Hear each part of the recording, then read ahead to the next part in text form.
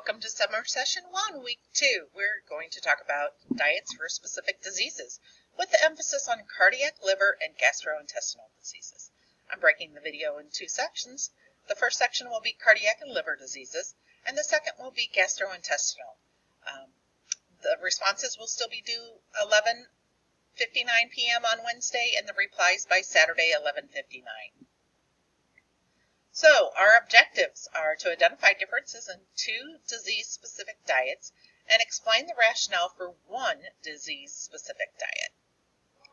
So we're going to start with cardiac diseases. Coronary artery disease is also known as CAD, and the associated nutritional problem with that is there's a decrease in circulating HDL and an increased circulating LDL. Remember from last week, HDL is the good cholesterol, and we want that to be high, H for high. And the LDL, we want to be low, L for low.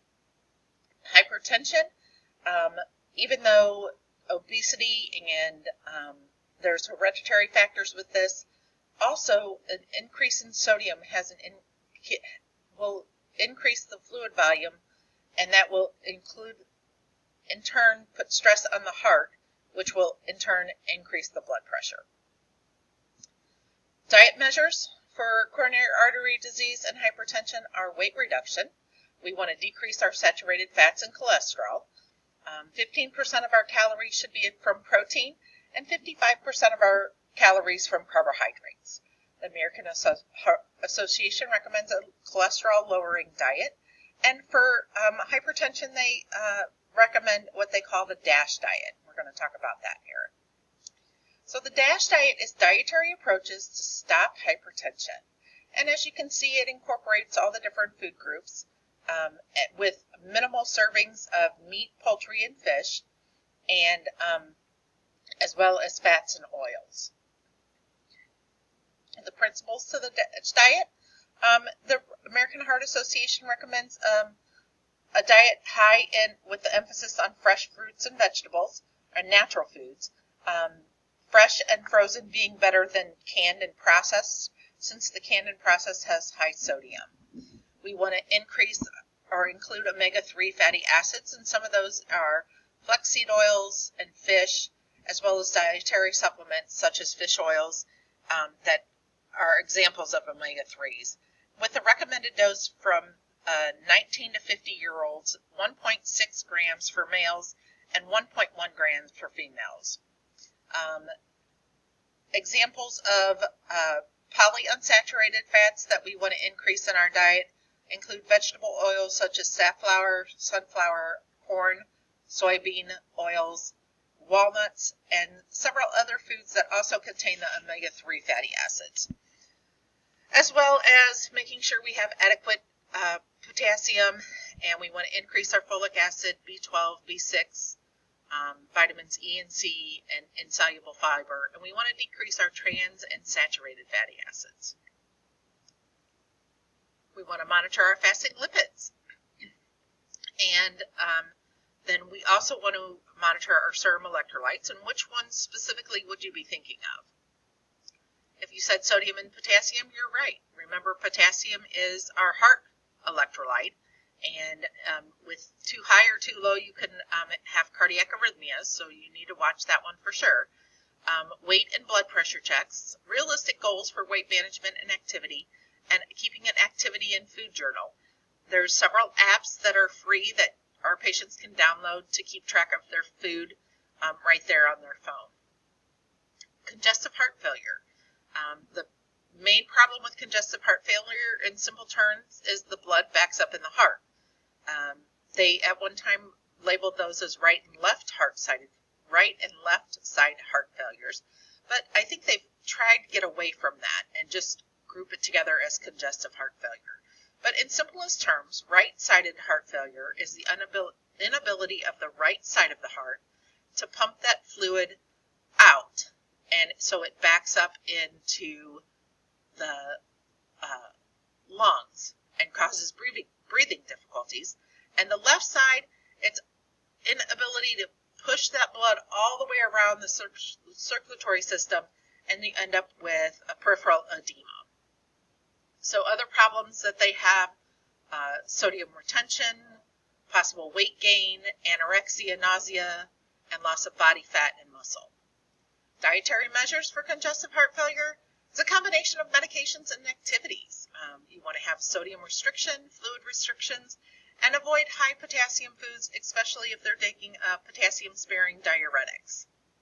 And you want to watch those diuretics because if your blood pressure drops too low, you want to hold those because if it's too low, they're going to bottom out and their blood pressure is going to drop dramatically. So you need to watch that as well. Monitoring teaching, serum electrolytes and lipid panels. You want daily weights. If they have a gain of 2 pounds a day, then they need to contact their physician because that could mean that the congestive heart failure is getting worse. And you want to teach the other signs and symptoms of worsening heart failure, respiratory difficulties, increased peripheral edema, as well as keeping a food journal and activity log. Now we're going to talk about liver, and we're going to talk about cirrhosis, hepatic encephalopathy, and hepatitis. So cirrhosis is basically late stages of scarring or fibrosis of the liver caused by many forms of liver disease and conditions, such as hepatitis or chronic alcoholism. What happens on the internal, and as you can see on the outside of the liver as well, there becomes abnormal nodules, and they interfere with the filtration of the nutrients, since that's what the liver does, is a filtration organ. Malnutrition is primarily a problem with cirrhosis, as well as low energy and lethargy, electrolyte imbalances, vitamins deficiencies, and other various issues. You can see in the picture there's a healthy, a fatty liver, and a cirrhosed liver. So what do you want to do for these people? You want to increase the quality of calories that is needed for good liver function. The protein and carbohydrates, you want to do restriction. That's shown to be beneficial, as well as a recommended intake, or normal recommended intake for proteins. As we said earlier, it was 15% of calories from carbohydrates, or 0.8 grams of protein per kilogram per body weight. And with fatty liver disease, of course, you want to limit the fat intake, and that varies depending on the disease process going on. Of course, fluid restrictions and sodium restrictions. Hepatic encephalopathy, so it's also known as portal systematic encephalopathy, or PSE. There's a syndrome which occurs in the liver because it can't filtrate those toxins, and they back up on the brain. So there has been found to be restrictions of proteins, especially the plant proteins, or the animal proteins restrictions, but the plant proteins are better than the animal proteins. Adequate or restricted carbohydrates. I did find an article that's listed there that addresses this issue. And the fat intake varies, as well as a sodium restriction and multivitamins are needed. Nutritional monitoring for both cirrhosis and hepatic encephalopathy. You want to monitor the conditions that increase metabolic demands, such as that you get an infection. They're going to need more. They're going to need more calories to fight that. Measuring the abdominal girth, and that's to tell how ascites is happening. And ascites is the buildup of fluid in the peritoneal cavity. And the best way to do that is to actually measure the abdomen with that. Monitoring response to fluid restrictions, monitor renal function as well as liver function, and your serum chemistries. The serum chemistries will give a good glimpse of the patient's nutritional status. So our hepatitis. Hepatitis A is a contagious liver disease that can range from severity from mild illness to lasting a few weeks to severe illness causing liver failure. Hepatitis B is an infection caused by the hepatitis B virus, and the virus passes from person to person through blood, semen, and other body fluids. It does not spread through sneezing and coughing. It may be short-lived, up to 6 months, or it may be chronic. Hepatitis C is infection, you guessed it, infected by the hepatitis C virus, transmitted through the blood. It's known to be silent in the respects that there's little to no symptoms with initial infection, and the body may actually clear it after an acute phase, but it's only when the liver is extremely damaged that it's identified. Hepatitis D can only be contracted with somebody who has hepatitis B already, and it is caused by the hepatitis D virus. Hepatitis E virus is caused by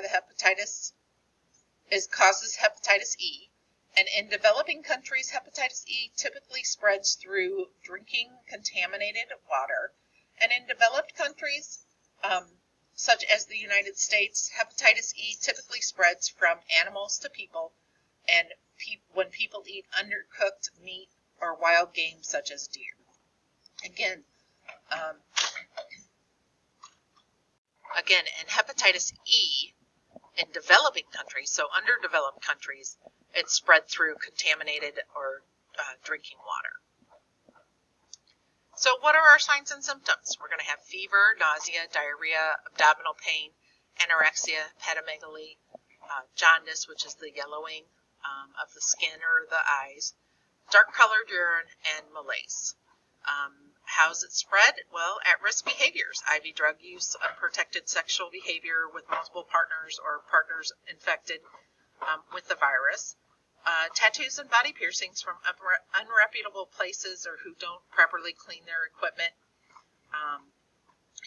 and people with chronic alcoholism. Hepatitis C can also be contracted after long-term dialysis use. Associated nutritional problems, they need an adequate calorie intake. They struggle with diet, fluid and electrolyte imbalances, and vitamin and mineral deficiencies. Dietary measures, there's really no specific diet for the different hepatitis viruses.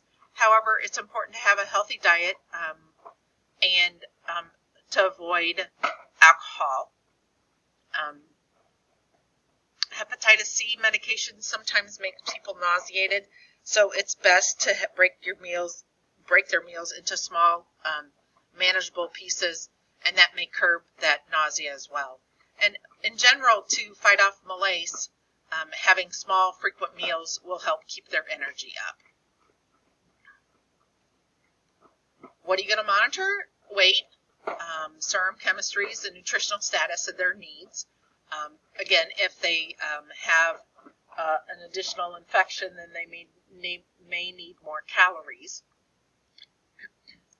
And hepatitis A and B are the only ones that have vaccinations. And I'm going to create a table and post it on Canvas with the different hepatitises and their similarities and differences. Here's a list of references that I used for the hepatitis, and so feel free to look those up. There's more information on these pages, and that's all I have for you today. I look back to seeing or have you listen again to the next phase. Thanks a lot. Have a great day.